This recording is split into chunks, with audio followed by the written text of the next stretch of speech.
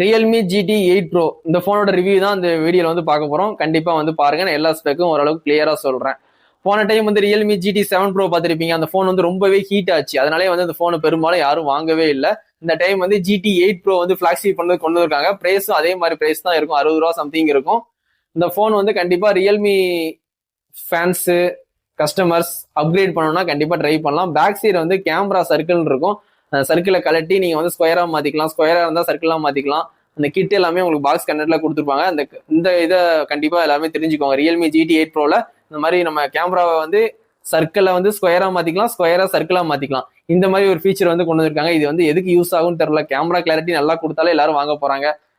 இதுக்காண்டி 2 phone கவரா வாங்கி use பண்ண முடியும், ஒரு கவர் தான் யூஸ் பண்ண முடியும். சர்க்கிள்னா அதுக்கு ஒரு கவர், ஸ்கொயர்னா ஒரு கவர், 2 கவர் யாராவது பேக்லேயே போட்டு சுத்த முடியுமா?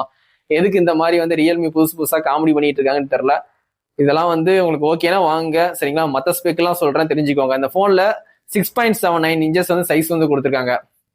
அந்த மாதிரி இந்த போனோட வெயிட் 200 கிராமுக்கு மேலதான் இருக்கு, சரிங்களா? அமுலேட் டிஸ்பிளே தான் கொடுத்துருக்காங்க. இந்த போனை பொறுத்த வரைக்கும் IP68, 69 2 ரேட்டிங்குமே கொடுத்துருக்காங்க, கண்டிப்பா தெரிஞ்சுக்கோங்க. அதுக்கப்புறம் இந்த போன்ல வந்து உங்களுக்கு snap dragon 88 Gen 5 latest processor வந்து கொடுத்துருக்காங்க. இந்த ப்ராசஸர் வந்து விவோல அல்ட்ரா சீரீஸ்ல மட்டும் தான் வரும். OnePlus, IQ, அதுக்கப்புறம் வந்து வரப்போற சாம்சங் அல்ட்ரா சீரீஸ்ல வரும், சரிங்களா?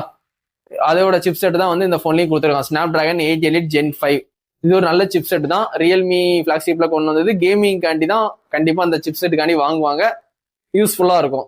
அதுக்கப்புறம் ஸ்டோரேஜுக்காண்டி வந்து LPDR5X கொடுத்துருப்பாங்க, சரிங்களா? அதுக்கப்புறம் ஸ்டோரேஜுக்காண்டி வந்து UFS வந்து 4.1 கொடுத்துருக்காங்க. எல்லாமே வந்து அட்வான்ஸா பண்ணியிருக்காங்க. கேமராவும் இந்த டைம் வந்து ரீகோன்னு சொல்லி ஒரு கேமராவோட கொலாபரேஷன் பண்ணி பண்ணியிருக்காங்க.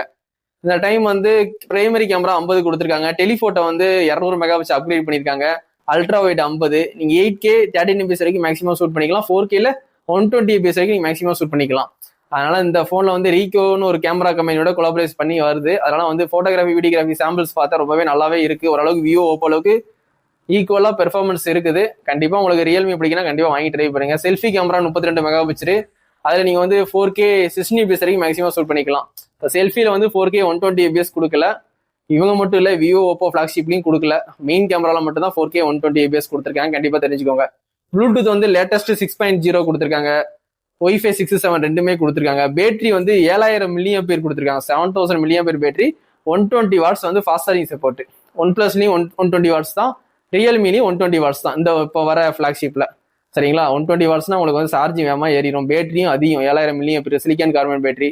அதனால வந்து உங்களுக்கு வந்து battery, IP rating, camera 200 mega pixel telephoto, சரிங்களா? 4K 120 fps. Camera back side வந்து நீங்க வந்து கழட்டி மாட்டிக்கலாம், அது ஒரு ஸ்பெஷல் ஃபீச்சரு.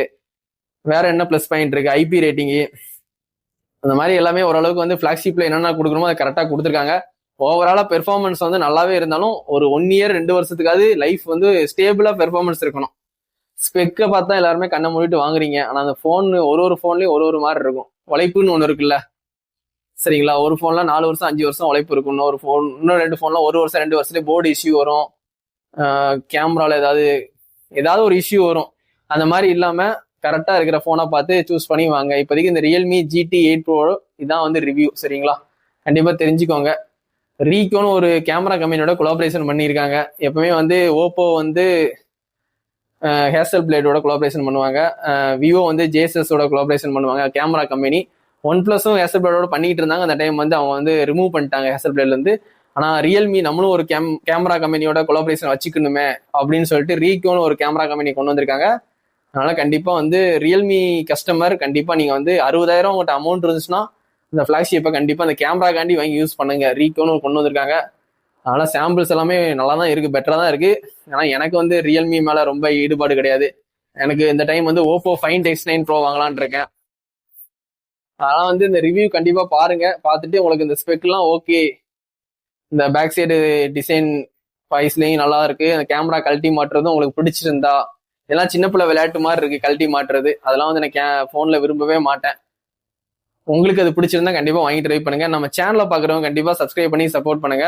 இதோட இந்த வீடியோ வந்து எண்ட் பண்ணிக்கிறேன். Thank you, bye friends.